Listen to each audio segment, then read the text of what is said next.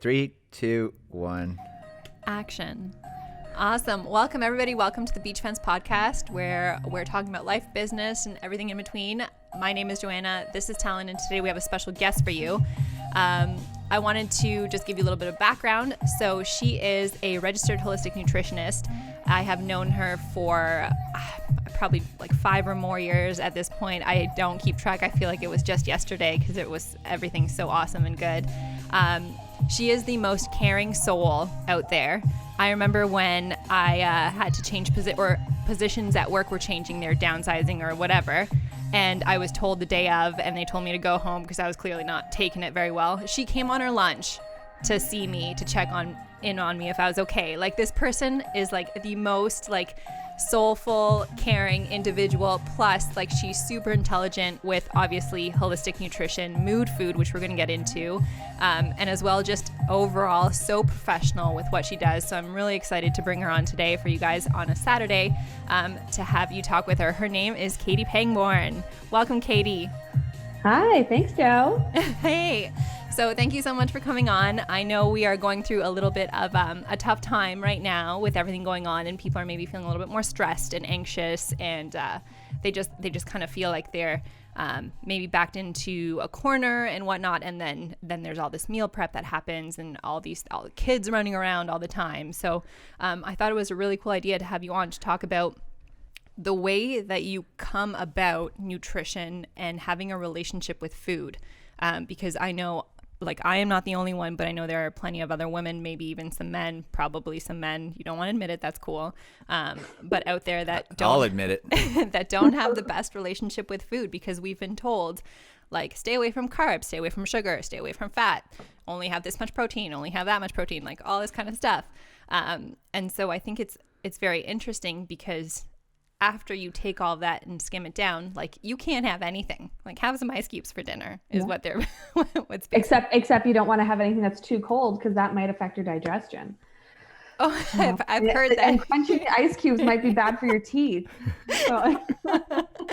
I know, that's crazy. It's crazy. So, okay, give us a little bit of a background. I mentioned mood food because I think this is like a completely revolutionized way of having an amazing relationship with the intent of having some mental stability behind it. Because we all go on these like diets, or we go on these like, I'm going to eat healthy and I'm going to restrict myself of all this sugar. I'm going to restrict myself of these carbs and make sure I'm taking, if I want to weigh 150 pounds, I'm taking 150 grams of protein in a day. Like give us a little idea about like this mood food thing, because I think that is like across anything that I've ever seen, this is something that you actually like becomes you and you live with.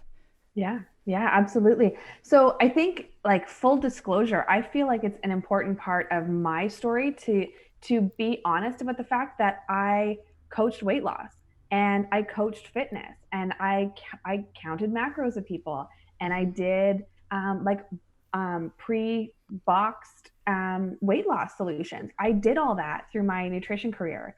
And what I learned is that every single person I talked to had this mental health component.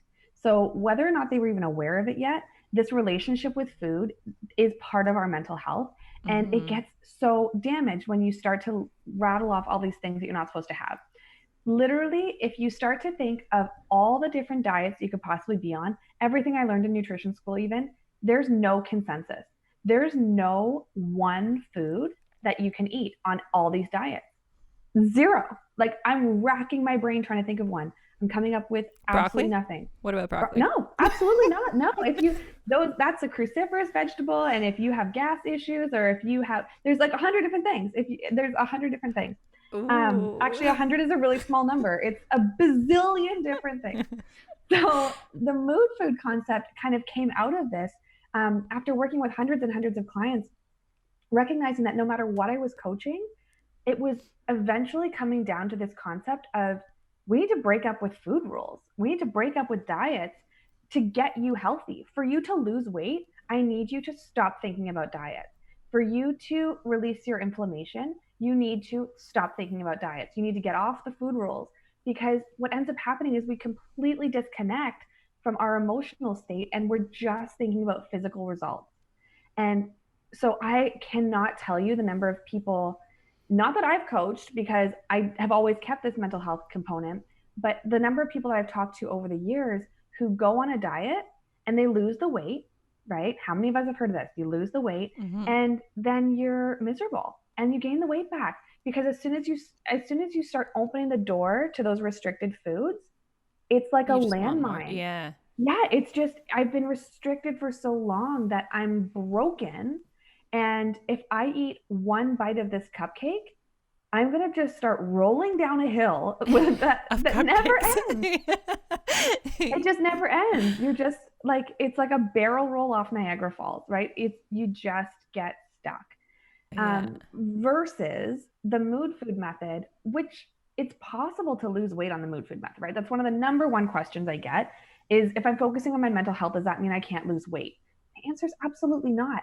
But I want you to lose weight in a way that is sustainable and that prioritizes your mental health. So you're not going to lose 30 pounds in 2 weeks, right? It's not going to happen.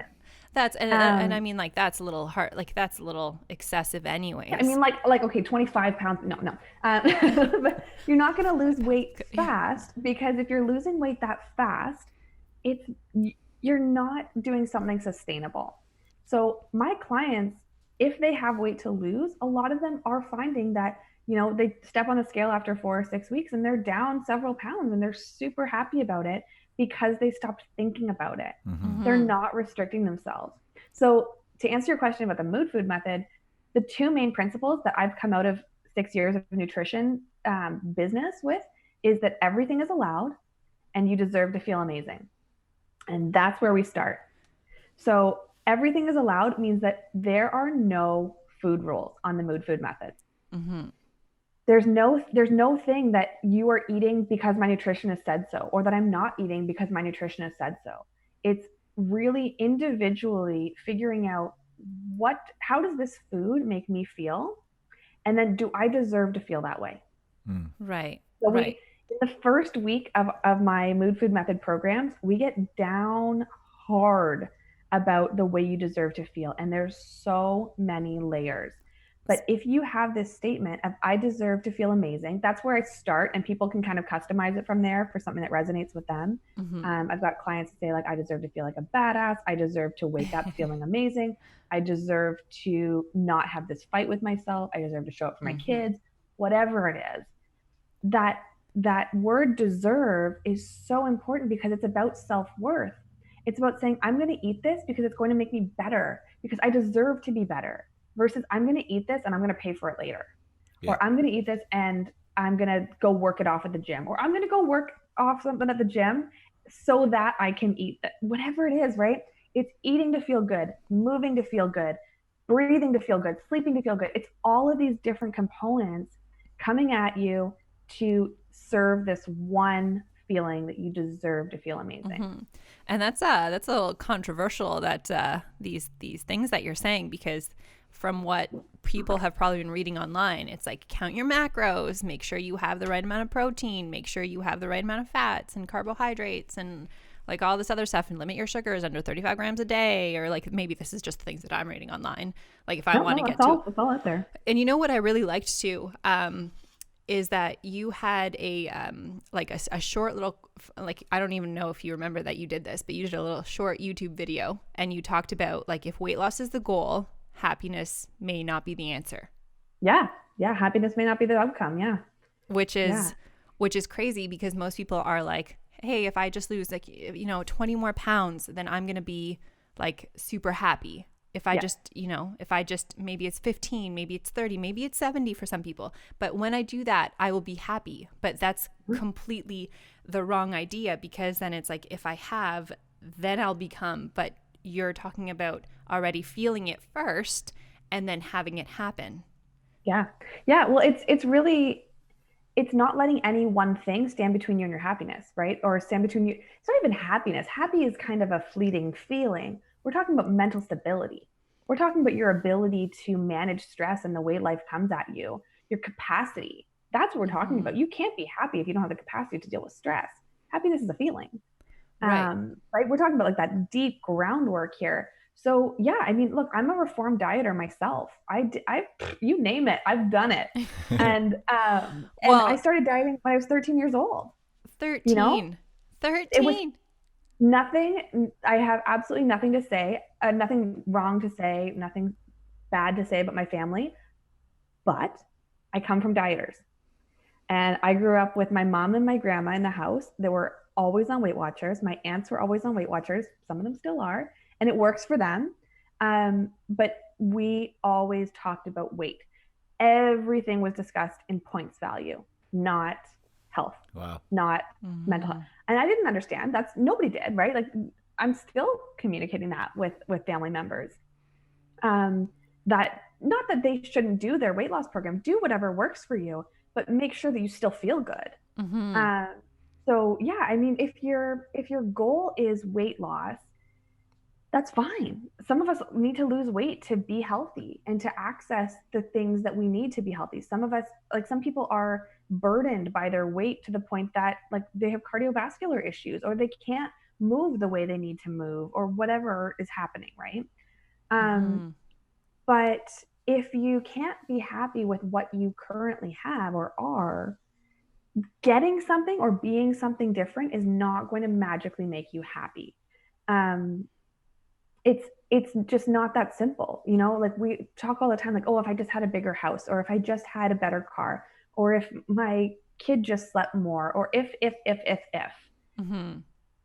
but that's not what's happening. So let's build the strategies around what's actually happening. And that's, I think, so we did say that you're a holistic nutritionist. So for those of us that don't know, like I didn't know about what holistic meant a couple of years ago before I was introduced to it. So what does like being holistic in your nutrition mean? Like what's the definition? What's the technical definition? I mean, the technical definition, I'm sure it's out there. I don't know it. What it means to me, the way I practice is that I'm looking at you as a whole person. So I'm not saying, hey, let's figure out how to lose weight. Let's just focus on that. I'm looking at your relationships, your sleep, your family background, your emotional state, your trauma, habits, your habits, everything all comes together. Right? Like your influences, your social media habits. Often in a group, like especially a corporate presentation, I'll ask people who they follow on social media that's positive, and I get crickets, like nothing. And I was like, guys, this is part of your health. So that's what it means to be holistic. Is yes, we are using food as your number one catalyst to make a change, but there's so much that happens around our food.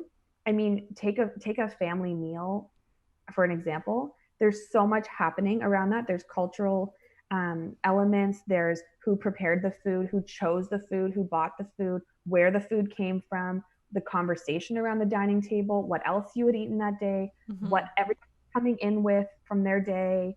Like there's so many different elements happening. Not to mention like, you know, pre-existing health conditions and all. And that's just one meal. Right? So it's really factoring all those things in to make sure that we're not seeing you as a one-dimensional person. We're seeing all these different facets of you.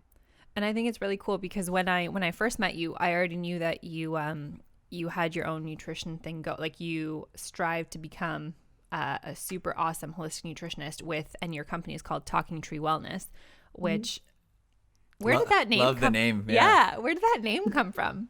It's kind of a funny story now. It wasn't funny when I invented it, or not invented it, but came up with it. At my family cottage, it's been in our family for generations. There's a tree. There's this big, beautiful tree, or there was. There was this big, beautiful tree when I named the company. And my great uncle used to stand behind the tree and give wisdom to the kids who didn't know he was behind the tree.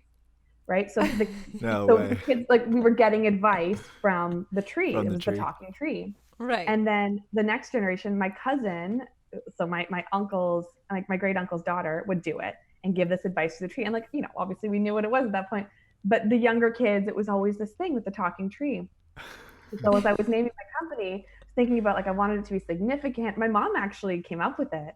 because it's this beautiful, strong, old, like massive, was this beautiful, strong, massive tree right on the lake, gorgeous family history. Like my family's all about food, so connecting that to my family was important. Mm-hmm. And yeah, so last summer, my uncle was up there, and I asked him. I said, "Can you take a picture for me?" Because he's a great photographer.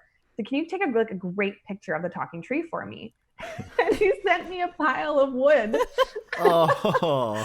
Wow, that's savage. Sorry, it rotted. Oh. So I hope that's not an omen for my business. No. No, absolutely not. I feel like now stumped. well, I feel like now, like from every stump, if you actually look in the forest, from every stump that gets cut down, there's like a little nurturing, sprout. like a little sprout coming out, right? But in their own right. So maybe it's just another chapter to your business, because your past chapter, we worked together at a high-end performance fitness place where you counted like macros. You did all that, right? Like what was your, so as a holistic nutritionist, you were put into a position where you were talking to athletes at some point, you were talking to the general public, you were talking to maybe even the elderly that just wanted to get better at their nutrition. So how, like as a holistic nutritionist, how do you go from one to another? Like how do you manage to fit everybody's needs that way? Yeah, I mean, I really look at that gym as it was like nutrition boot camp. Like the nutrition program kind of existed before I got there, but it wasn't really thriving at the time that I came in. Mm-hmm. And I came in and was super precocious and had lots of ideas and kind of laid out my plan and had a very supportive supervisor at the time who kind of greenlit everything.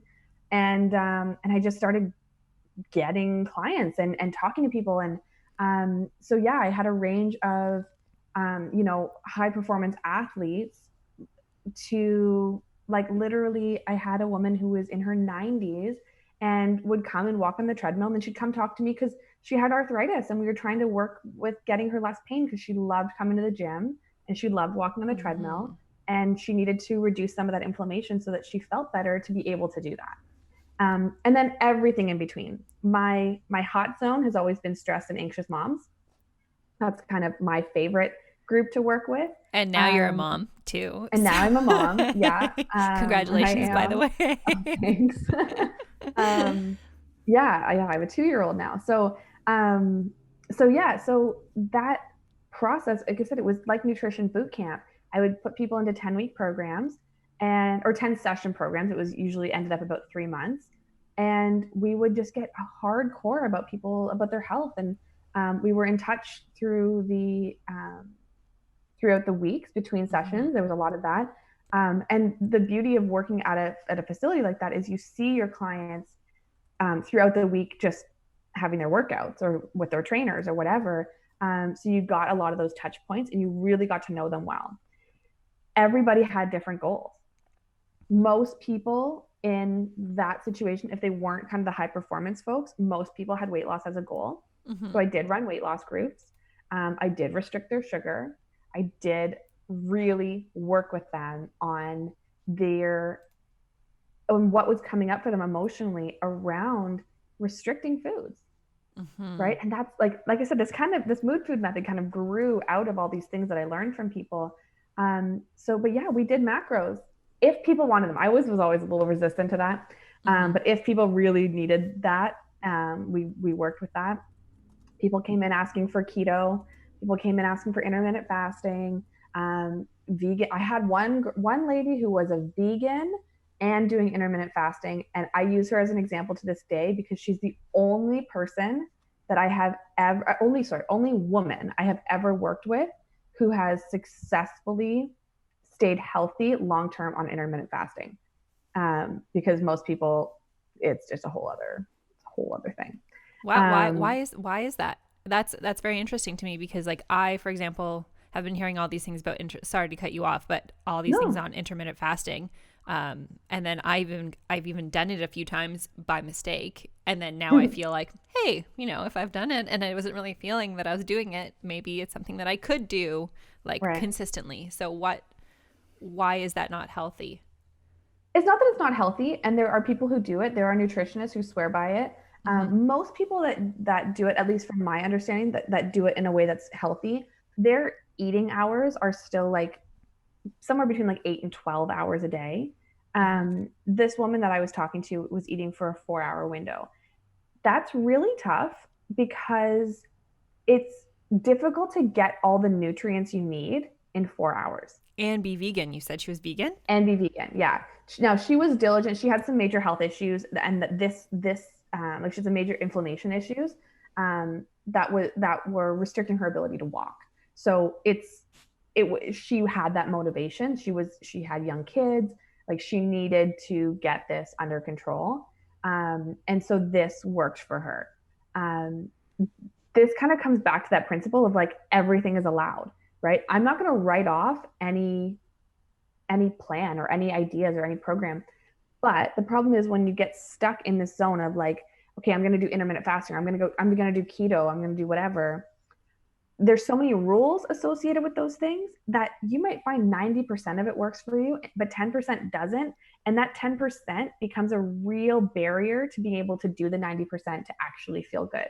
And make you happy.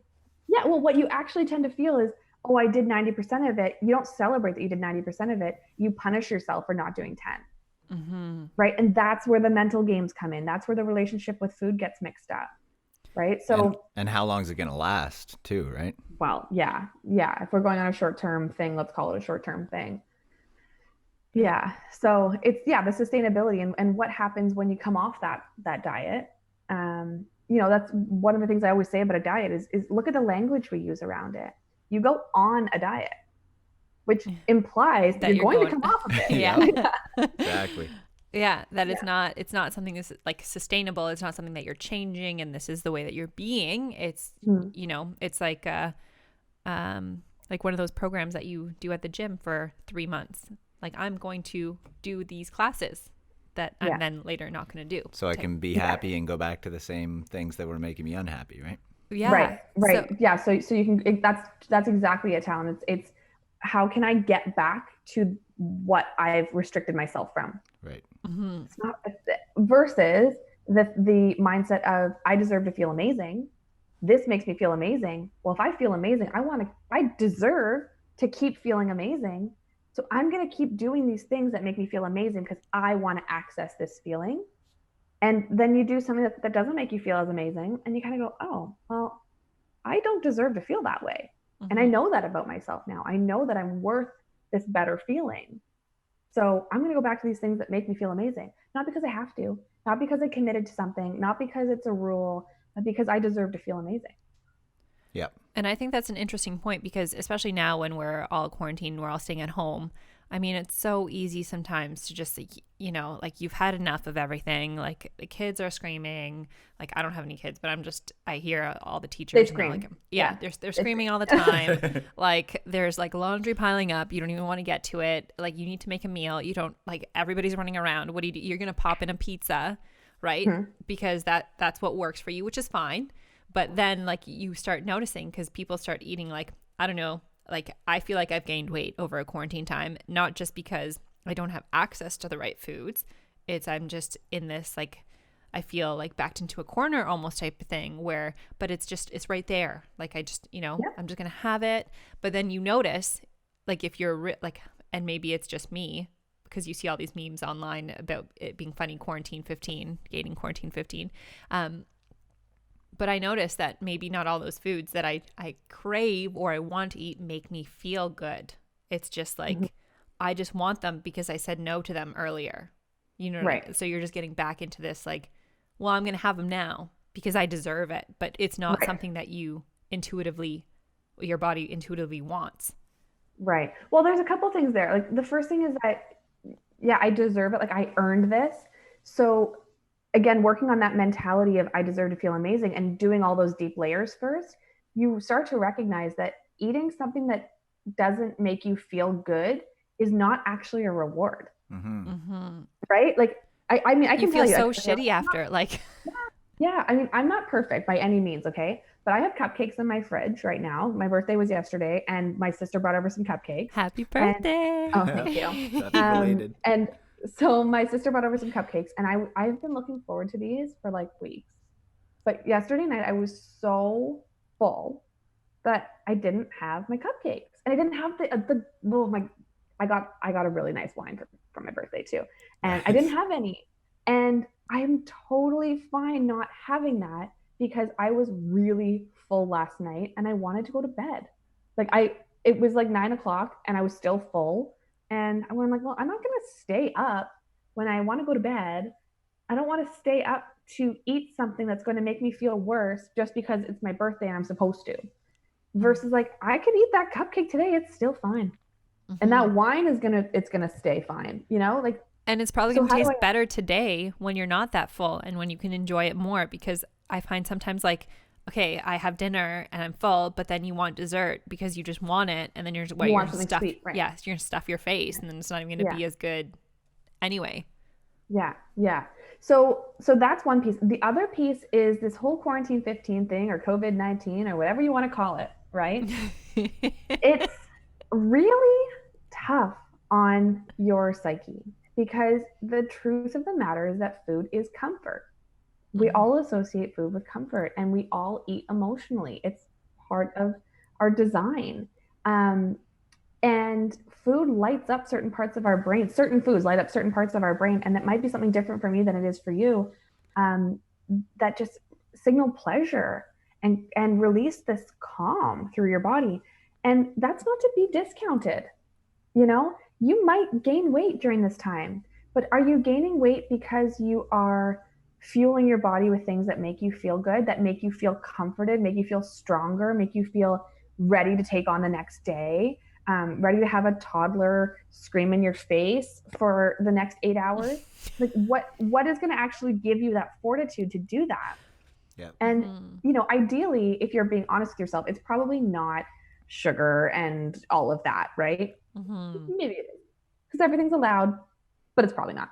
But Yeah. but the point being, like, you might be eating more often when you're in isolation because you are trying to kind of access that comfort feeling, and And you have access to it more often. you have access to it. You might be kind of worried about your access to food, and being able to eat feels like security, right? So, I have this thing, this bread or whatever it is, and I have access to it, and that makes me feel safe. That makes me feel like I can do this for another week. So I'm going to eat this because it's activating that sense of security in me. So that is emotional eating, right? And it's not to say do it or don't do it. It's to say recognize what the food is doing for you and don't worry about the numbers. The numbers are so not important right now. I don't know if you followed the Birds Papaya on Instagram, but she released a quote a couple weeks ago saying, I'm going to butcher this, but if the worst thing you come out of quarantine with is a few extra pounds, consider yourself blessed. Right? Like, we're in the middle of a pandemic. Your weight doesn't matter. No. Like, your immune system matters, your mental stability matters, your relationships matter, your sleep matters, your ability to fight infection matters. Your weight does not matter right now. Yeah, that's something that you can always go back to and like work on after, but you can't work on that if you don't have your immune system and you're caught in the hospital because you ended up catching the virus and now you're trying to fight that off. Like, you know what I mean? Like, that's Well, it's just a matter of priority, right? It's priority. So yes, weight loss may be a priority for you, but is your mental health a higher priority? Or is weight loss such a priority that you're willing to sacrifice the rest of it? Right? Like, that's what it comes down to.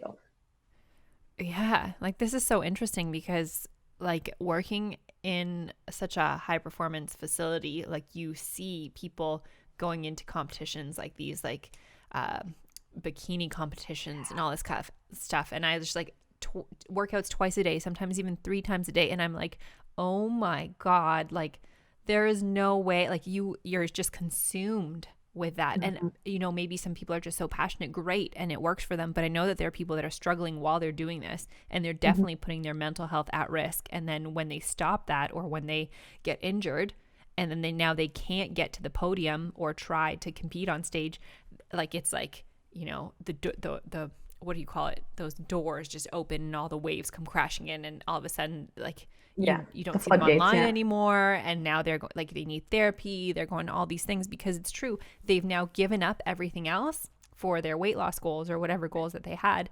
And they've sacrificed all their mental health, which I think it's so important, because I don't think people realize, like, your relationship with food is, like, you talk about it. It's like one of the most important relationships you have. You can't get around it. You have to eat. And right? You're doing it a couple of times a day. At least I hope. Yeah. Usually 3 to 5 or whatever people do. But that's the beautiful thing about nutrition, and why I love coaching nutrition, is that you get multiple chances every day to treat your body well and to show your body love. It's not like, you know, I have to wait for my next workout or my next vacation or my next raise or whatever, my next performance review. It's just, you have all these opportunities to fuel yourself and to show your body so much love and respect every single day.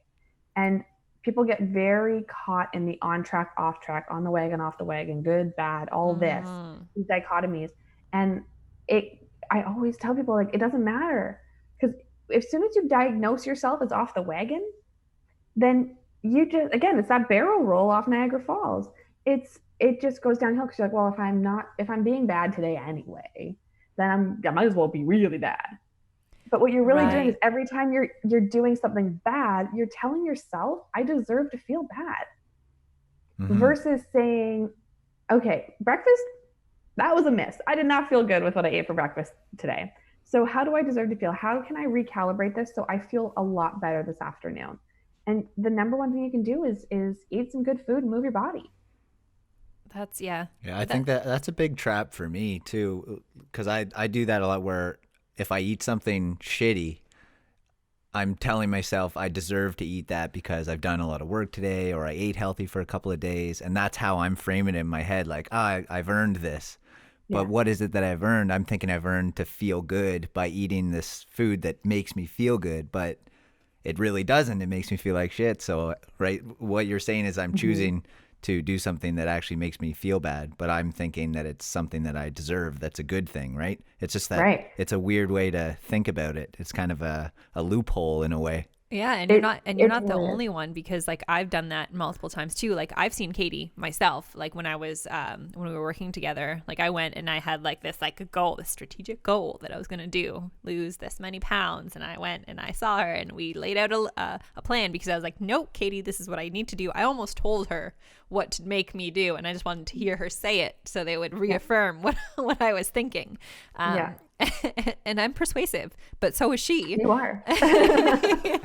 So it's funny, because, like, it's more about mending the relationship that we have and creating this, like, mental health revelation around food, like this relationship that we have with food. I don't think that very many people have a great relationship with food, because I won't say that I'm necessarily, like, I guess I could be a yo-yoer, but I'm not, like, a dieter. Like, I'll restrict things and then I'll add things, and I'll restrict them again and then I'll add them again.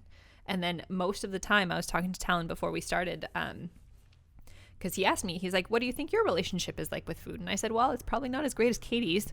Like, I don't know, I probably don't feel as good all the time. No, but you do that too. You do a lot of, like, when you're having something that we know is not good for us, you're taking that as, you know, that it's good for me and I deserve it. We've done good work, or we've eaten well for a couple of days, and then you feel like it's a good thing that you're allowing yourself to have that, right? Right. And I mean, like, maybe once a week, if like, and what Katie's saying is, if that serves you, do it.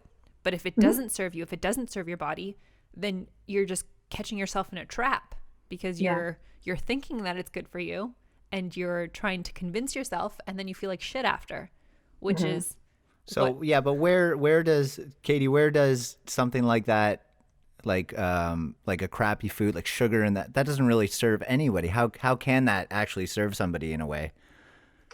Well, I mean, I think it does serve the purpose of reducing restrictions, right? So knowing for myself, knowing that I can have that cupcake that's downstairs takes away all its power, right? Right. There's a cupcake downstairs. Now, granted, I have certain things that are non-negotiable. Dairy for me is a non-negotiable. I feel absolutely like I'm done for days if I eat dairy. I'm just miserable. So not an option. So these cupcakes don't have dairy. I'm not going to negotiate on that. That doesn't make sense for me to negotiate. But Right. I can have a cupcake later tonight after my kid goes to bed when it's okay if my energy crashes a little bit. I do not want to deal with a 2-year-old high energy, high needs toddler when my energy is crashing. No, that sounds like hell. But I think that does serve a purpose of permitting things, of letting you go to a family event and not feeling like you can't eat your cultural foods, not feeling like you can't eat these traditional things. I have a couple that I'm working with right now, and they always ordered in on a weekend. And since they've been doing this program together, their kids are like, what do you mean we can't have takeout on Fridays? Like, that's what we do. That's like, what do you mean? Like, you guys are gonna, it's not fair, right? Right. And it's not. These kids haven't asked for this. Yeah. They're eating amazing food all week because their parents are so invested in this. They're having amazing conversations. Like, these girls are in, like, they're young teens, and they're having incredible conversations with their parents around mental health right now. It's amazing. So what we Yeah. did is we started sorting out, how do these takeout foods make you feel?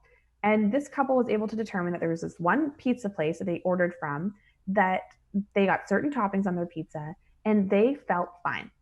They didn't feel better, but they didn't feel worse. And it's really important to have that neutral zone. So I always send out this image to my clients of like mood food, and then there's a neutral zone, and then there's other things that don't make me feel so good. Right. Because we tend to think like on track, off track. It's one or the other, right? And once you're in that off track zone, you're just out to lunch. And then you feel like you failed. And so that's bad for your Absolutely. mental health. Yeah, absolutely. You tell yourself you're bad and you're not worth it. So this couple started doing pizza nights every Friday. So they get their pizza, they know they feel fine, their kids are happy. And what we did is we talked about, like, what happens on Friday nights. What is this feeling? Well, really, it's the family sitting around together. The kids are pumped to be spending time with the family. That doesn't happen with preteens and teenage girls. No. It's this special thing. They get to do something special. Their parents are relaxed because they didn't make dinner. They're all talking about their week. They might sit and watch a movie together after because they're all hanging out. Their And they don't have to phones clean are up. away. They don't have to clean up. Yeah. Like, there's so many things that are happening in this moment. It's not just about the pizza, right? It's not just about the food. It's about the moment happening around the food. Yep. So in that sense, I said to them, like green light the pizza. If it makes you feel neutral physically, but has all these other benefits socially, that matters. That matters for your relationships, and it can be taken into consideration. Now, they found when they got Chinese food, they felt like garbage, so they stopped ordering that. Right? Even if the kids liked it, this is their kind of in between. Is we're going to get pizza from this one place. The kids can choose their toppings. They feel like they have some agency. They've done this fun thing, and they're not stuck in this zone. Yeah, absolutely. Now, like, because I know you have so many tips and tricks up your sleeve, like, is there anything that people can maybe add to their diets that they maybe are not aware of that might help with decreasing anxiety or inflammation during this time that they probably have in their pantry already? That, you know, Yeah, you just... there's tons of things. First of all, I'll plug that I have a free guide out. Yes, so distance. So this has a lot of this stuff in it. Yeah, we printed it out. I have it here with me, and we went through it because it's amazing. So, and it first starts off with asking, do you believe that you deserve it in the first place? So I'm gonna kind of wrap it up for you here, and then you can add to it because I'm gonna probably just miss a few things. But it has cool recipes that tell you exactly how many time it takes, like how many servings you're making. So you can also plan out those meals with your family. And I think that it's so amazing that you allow people this kind of access to your intelligence like this way. Because I know a lot of people put out freebies with the intention of maybe like not giving them all the information, but I feel like this is like mostly setting your mental health in order first, and then looking at your nutrition as like a secondary thing, which will just reinforce the mental health thing, which I really love. And you say you allow everything, which I love, because that's awesome. Who wouldn't love that? And you say make it permanent and flexible. So like how, like, isn't that not like, is that not just contradicting each other? Permanent and flexible? It's being permanently flexible, right? It's saying this is the way I'm going to do things because this is the way I deserve to feel. And within that, I allow myself the flexibility, the permission, the kindness to have a pizza night. Which is, yeah. I really also enjoy that. And you hear not just with like business, which we're invested in, but you also mentioned to say no to naysayers. So you just kind of have to like, here, like, I'm really happy that I'm doing this and this is working for me. Explain a little bit about that, because I'm not as great as articulating it as you are. Yeah, I mean, there's a lot to this. I mean, I personally would take that as okay. Actually, probably when we met, Joe, I think I was sober. Like I had made a decision to be sober for a while, and I don't know if that was when we had met or if that was before that, but I was sober for like 3 or 4 years. Didn't have a problem with drinking, just didn't feel great when I did drink and wanted to try seeing how I felt if I wasn't drinking. And it was really hard to go to a party or a bar or a dinner or whatever and not have a drink. It wasn't hard for me to not drink. Let me be clear. It was not hard for me to not drink because I knew I deserved to feel better than I did when I drank. But it was hard because everybody else would say, why aren't you drinking? Oh, come on, have one drink. Oh, just one. Come on, it's my birthday. Have a drink. Yep. And I keep saying like, no, no, I'm driving, or I'm on antibiotics. I lie. That's a good one. Just to get people, I'm pregnant. To get people off my case. But the truth is that those naysayers are not actually judging you. This is so important. They're not actually judging you. They're putting their own insecurities on you. So when you say, or when you hear, oh, come on, have a drink, it's my birthday. What they're really saying is, I feel judged for having a drink in my hand when you don't. I feel like you're saying you're better than me because you don't have to drink and I do. I was vegan for 7 years. I got this all the time. People would constantly tell me why they eat meat, and I'm like, cool, I'm good. Like, yeah. Like I have no problem with you eating meat. I understand it's like, I'm good. But I could not have a meal with somebody without them explaining to me why they eat meat. You know why did you drink? You know what's funny is when I interviewed you for the position at this fitness facility, you had mentioned that you were vegan, and I was like, oh, like, does this mean you're going to recommend that to everybody? Like, I remember thinking like, because you know what I mean? Like, it just, now that you're living it type thing, does that mean that it's good for everybody? And I just wanted to get a feel for, yes, it's good for everybody. And then I'd be like, oh, that's probably not a good person to have at the club because that's not going to meet everybody's needs. But I think it's so intuitive that you just realize, hey, like it's not for everybody, but also you decided to stop because it wasn't serving you anymore. Exactly. Yeah. While I was working there, because I got into like more of like a powerlifting kind of work,out. You were throwing around some weight, girl. Now we just throw toddlers.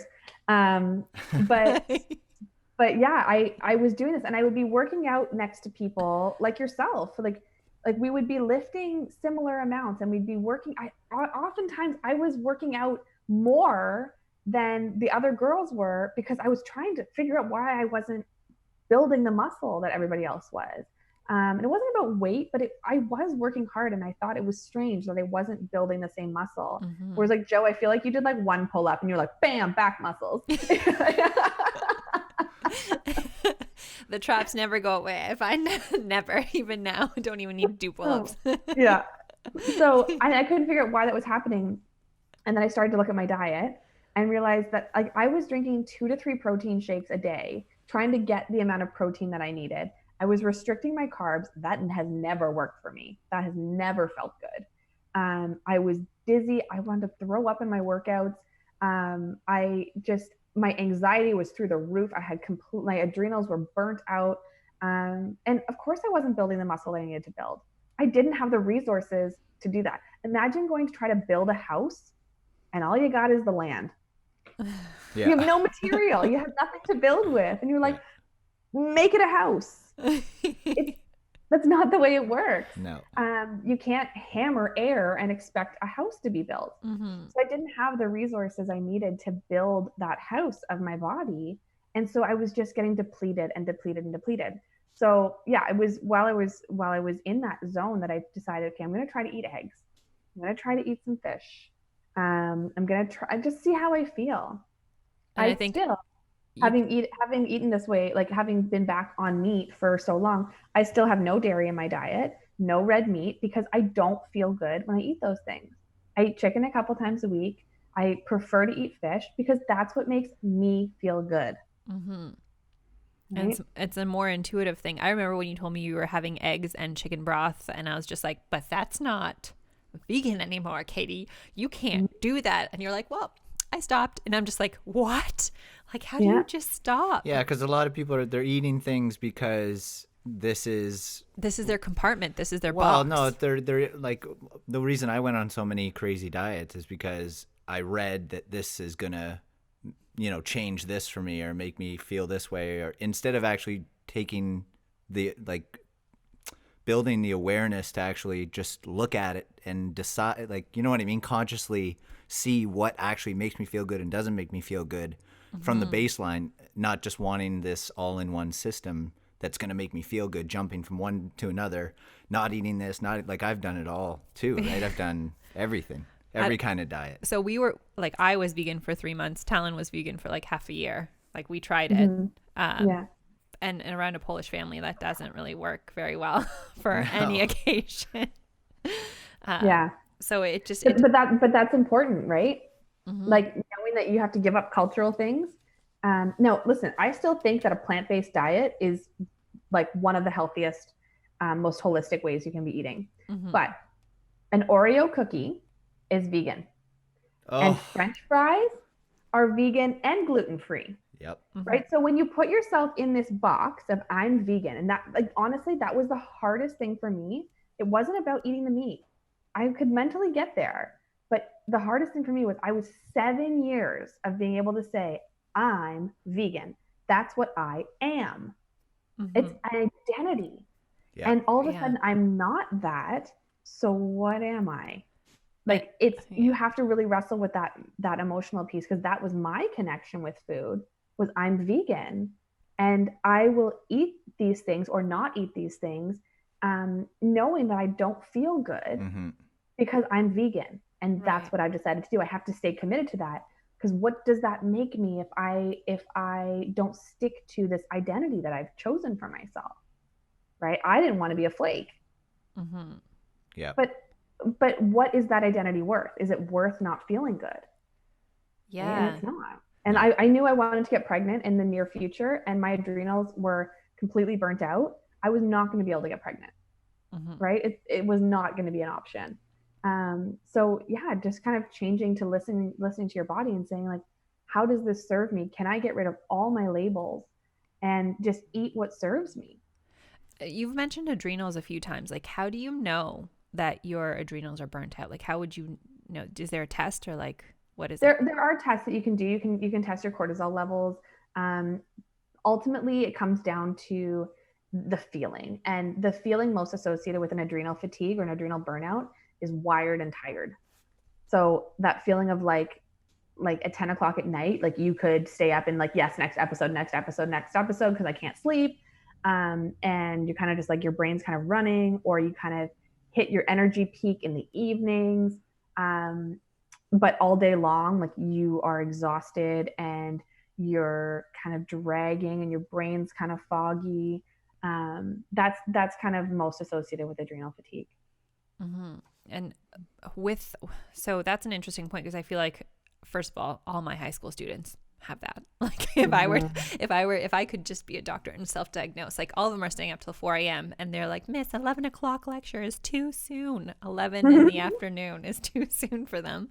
But I feel like also a lot of adults might be feeling that way too, that they can stay up all night watching shows, but then they wake up in the morning and then they're tired. Is there any type of foods that they should be maybe swaying themselves to look towards to see if they'll feel better with them? Like, do you have any suggestions that way? Yeah, I mean, the number one thing that I preach is fiber. Fiber is blood sugar balancing. It helps with your bowel movement, so it's going to get out. It acts like a snowball, getting all the junk out of your body. Helps to balance your hormones. It does so much for just keeping you full, and it makes you feel good when you have fiber. So things like chickpeas, lentils, black beans, those are amazing. Oats, all your fruits and veggies. If you are eating the seeds or the skin of a fruit and veggie, you're getting more fiber, right? So not to say you shouldn't eat things not to say you should never eat a banana, right? Bananas got a bad reputation. Bananas are wonderful. They do their own thing. But if you're looking for the most fiber, the seeds and the skin, the number one fruit is a raspberry, right? You're eating the seeds and the skin there. So things like that, starting your day with a breakfast with oatmeal and blueberries. Like my go-to breakfast is oatmeal with blueberries and raspberries, maca powder, which is wonderful. It's a wonderful herb to support your hormones, and it's kind of a natural energy lift. I have this energy with zero caffeine for many, many years. And it's because I put these different things into my diet. I have flaxseed in that oatmeal, lots of fats and fiber. Sometimes chia seeds go in there. There's some different things that go in different times. But starting your day with that really solid amount of fiber, antioxidants, stress creates oxidation. Antioxidants reduce oxidation. Oxidation creates illness. So we want to reduce that. So that's how stress shows up in the body. So if we have these antioxidants, especially your red, purple, and blue foods, so those blueberries, raspberries, blackberries, eggplant, tomatoes, peppers, all those beautiful foods are going to give you that antidote to your physical stress. We want that. We want to access that. We want the B vitamins, the protein. We need B vitamins to create serotonin, which is that natural feel-good neurotransmitter that's made in the gut. We need all of these things. So it's a balance of things. It's a lot of different components. But rather than take it from the perspective of here's all the things I shouldn't have, we're going, here's all the things you should have. Here's all the things you can have that will make you feel better, right? Using your food as, like I always tell my clients, add before you subtract.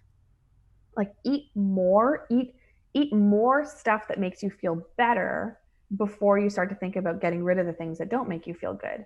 Because as you eat more foods that make you feel better, those foods that don't make you feel as good just kind of fall away. Right.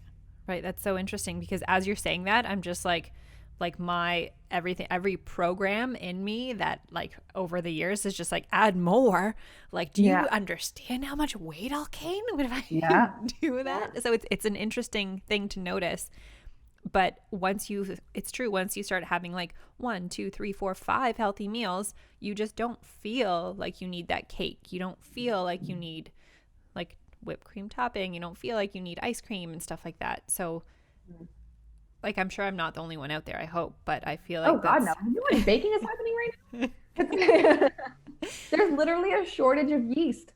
People are baking so much bread. Well, okay, interesting point, because I know we have to finish soon, but I did want to get your opinion on, if people don't want to go shopping every week because they want to stay inside longer and they want to stay in for maybe 2-3 weeks at a time if possible, what kind of things should they be looking for in a grocery store that they can just not stockpile, but like, you know what I mean, like keep and that'll keep on hand. Yeah, because raspberries won't, but frozen raspberries will. Right. Yeah. Like when I say I put raspberries and blueberries in my breakfast every morning, they're frozen. I could not keep up with the budget of having fresh blueberries and raspberries in my house every day. Mm-hmm. The the guide that's on my Instagram, which is the mood food at a distance guide. There is there's different things in there about how to grocery shop, how to use pantry staples, and I have a list of household staples. So things that you can keep on hand and meals that you can easily make with these foods. So things like your beans, your black beans, chickpeas, lentils, these are dry or canned, and they go so far. You're getting protein, you're getting fiber, you're getting so many nutrients, and they're filling. Yeah. These are wonderful, wonderful foods to put in everything. I consider chickpea and lentil pasta to be a food group in my house. There's a wonderful company out of Collingwood. They are two moms that started this company called Chickpea Pasta, and they're just, now that I've said it, you'll see it everywhere. They're just gotten to Costco, which is a big deal. But my kid won't eat meat, and he will eat chickpea pasta by the pound. So you're getting tons of protein and fiber with foods like that. So if you can't access meat, like I know we're only shopping every 2 weeks, and we've um, at least twice now gone to the store and found that there was not chicken.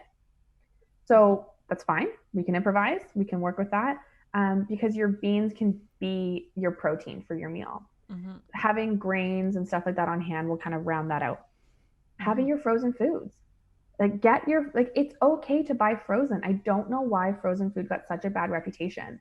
Yes, it doesn't taste as great as fresh, but I mean, we had a bag of frozen green beans that was like probably $4, and we're probably gonna get a dozen meals out of that. Yeah. And you can roast them or grill them, and they taste great. Same with cauliflower. We keep shelled edamame in the freezer. Things that you can just kind of throw into a meal. If you can get fish and freeze it, that's wonderful, right? Try to make meals with fish. You're getting those healthy fats and those omega-3s. What else oats. Oats are always on our grocery list, because you can not only just eat a bowl of oatmeal, but you can bake with oats. Like we make banana oatmeal bread. Jacob, my son, loves anytime we have leftover bananas, those get smashed up into baking, and oats work great with that. I mean, there's so many things. There's so many wonderful things that you can have on hand. Buy your root vegetables right now, right? That last longer. Your carrots and squash and and sweet potatoes. Buy those up. Get some ginger, some garlic that last, right? And so you don't have to eat bland food, right? Because that's the other thing. You're like, well, I might as well buy a frozen pizza because at least it'll taste good. But you can still have those whole foods and really get the benefit out of them. Yeah, absolutely. So, I don't know. I think you've sparked a lot of like interesting thoughts and a lot of awareness to people's mental identity that they have with food. I know that you also have this great 5-step program. Do you want to tell people where they can access it and where they can see it from? Give us so there's a couple freebies up on my Instagram right now. If you go to the link in my bio on my Instagram, which is at Talking Tree Wellness, you can also get it on my website at talkingtreewellness.com. One is the 5 steps to a healthier relationship with food. I think that's the one that you have there. Yeah. So that's really getting into the emotional work of your relationship with food. And then there's also Mood Food at a Distance that's up there. There's recipes in both. There's tips in both. A ton of content out there. To a point you said before, Joe, like I believe in the philosophy of teach what you know, and my product is my coaching. It's individualizing this, getting you meal plans that work for you, and coaching you through this emotional journey around food and mental health. So I'm happy to give the information as kind of a teaser and some information to get you started. So you get all that on my Instagram. You can schedule a call right away, can't you too? You can schedule a free call. Yeah, I do free 25-minute calls. I call them my mood booster conversations, just to to start to figure out where you're at, what your barriers are, and if there's a program that can help you out. And I think that's so interesting because I don't know if a lot of like holistic nutritionists end up going about it this way, or the ones that I've like talked to anyways. But I think it's very important because then you get a one-on-one, because there's no one size fits all. And we see that with paleo, we see that with vegan, we see that with all these things. Like not one thing will fit every single person. So I think it's so cool that you are able to schedule those calls with people and then have this cool like booklet to go through and talk about. And one thing that I really liked was Talon was reading it to me about the changing your wardrobe to fit. Do you want to just talk about that real quick before we if end your up? clothes don't fit, get new clothes. Basically. Yeah, I mean, that is huge. And I'm not the first person to say that. I think Rachel Melenda is one of the first people that I heard that from. And it was so revolutionary that, like, don't worry about changing your body to fit clothes. Get new pants. Like, you deserve to feel good in your clothes. Yeah. And yes, I recognize that there's budgetary restrictions and all of that, but it is still worth you saving some money to buy a pair of pants that fits than restricting your health. Right? You can buy a pair of pants for $15. Like, it's not worth you sacrificing your mental health to fit into a pair of pants because you decided at some point that you should fit into that pair of pants. Absolutely. You deserve to be comfortable. Yeah, and absolutely. And that happiness will spill over into other areas of life, which will then just make all those areas better. Have you ever tried to make really good decisions in clothes that were too tight? Your capacity for decision making and for being a good person are reduced when you're uncomfortable. Absolutely. Like, I needed to go... You're sitting there thinking about, like, oh my God, I just want to get this dress off or this pants. Like, I'm uncomfortable. It's all you're thinking about. It's true. I can't stand men's clothing for that reason. It's just all of men's clothing just seems to be super uncomfortable. But yeah, I definitely agree. Like, I don't know. I had jeans on the other day for whatever reason. I thought I should just try them on because I haven't worn them in a couple of weeks. And then somebody was talking to me and I was just like, I don't want to talk to you right now. Like, I don't have the patience for you. I need to go. And they're like, whoa, like, that is not the Joanna that we know. And I was just like, I'm uncomfortable and I don't want to talk to you anymore. Yeah. Well, there's all these things up on Instagram right now about, like, make sure you put your jeans on every couple of days to make sure they still fit. I'm like, doesn't matter. It doesn't. Your worth does not change based on your pant size or whether or not you can still fit into them. Like, it just doesn't matter. In the grand scheme of things of what's important, what are you giving up to fit in those pants? Right. You deserve to be comfortable. I have not put on a pair. I literally cannot remember the last time I wore jeans. I think it was February. I have one pair of jeans that I like. Like, that's... It's a powerful thought. It's, like, what to what extent are you going to go to give up all these things just to have, like, a certain number on the scale or a certain number in your jean size or whatever it is? You know what I mean? Like, that's not going to make you feel any more worthy of anything else. Like, that starts from inside. Yeah. So, and I don't want to minimize it because it is a journey. And, I was definitely the person, like, if I could just get into the 120s, everything would be better. Everything would be better. And I remember putting on a pair of pants that were, I think they were like a size 4, 6 or 7. I don't know. It doesn't matter, right? This is like in my early 20s. And I remember standing in front of this mirror. I put heels on, and Joe, you know me. I'm not wearing heels. Heels don't. I am 5 feet tall and I do not wear heels. And I remember standing in front of the mirror in these like stripper heels. Like, I'm telling you, like, these things, they were huge.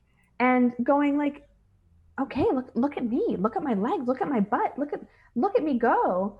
And then realizing, like, I was like, if I look back at that moment, I remember I was wearing that outfit to go out for my birthday in university. And I don't think I made it to the bar because I was so anxious. I was having panic attacks just from existing because I had depleted myself so much. I had no resources available, but that look was so important to me that it didn't matter. It didn't matter. I wanted somebody to notice that little me had great legs.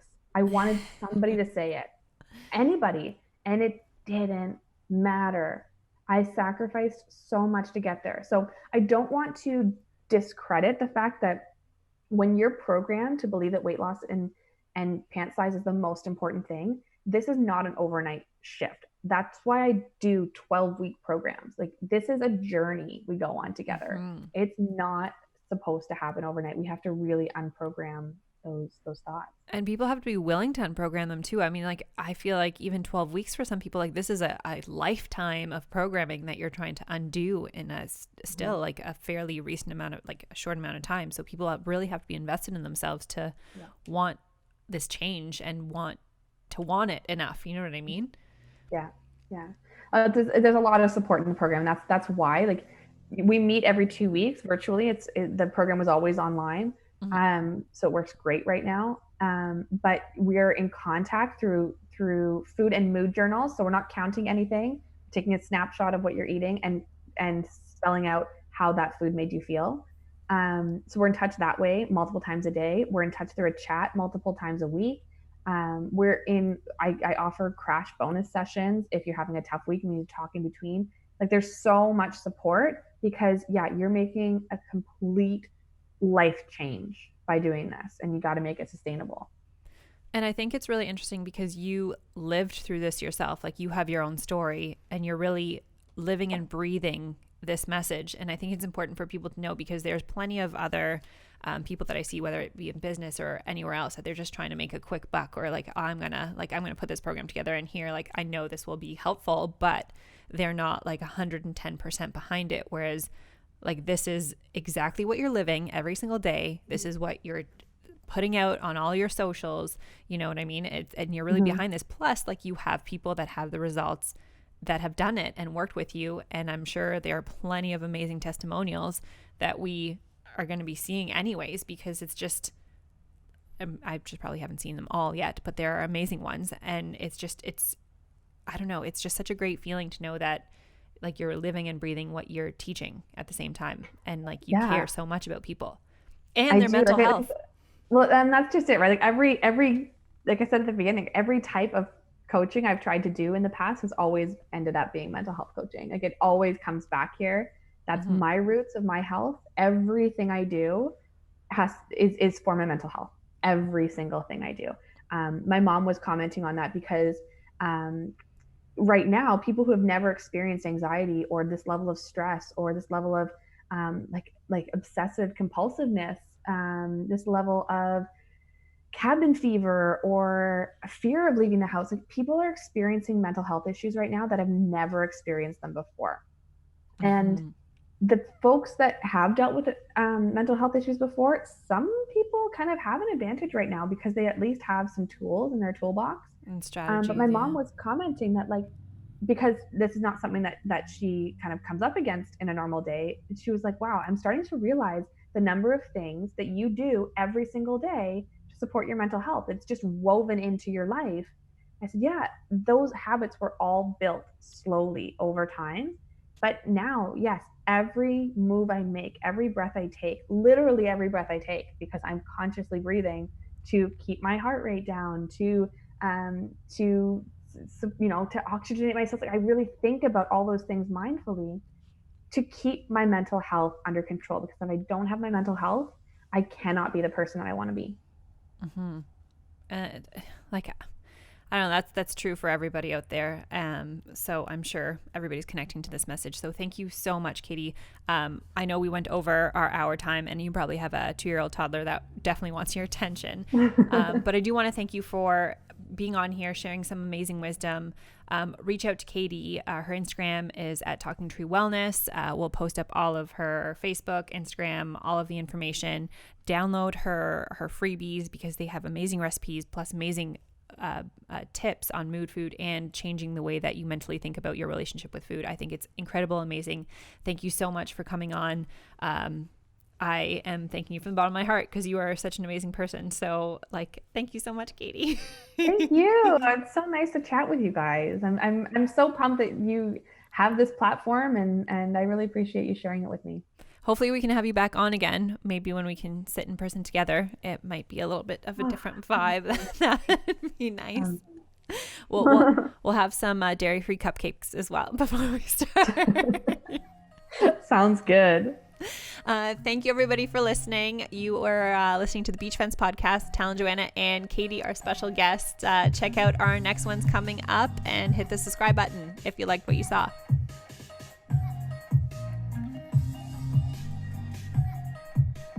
Okay, we're good.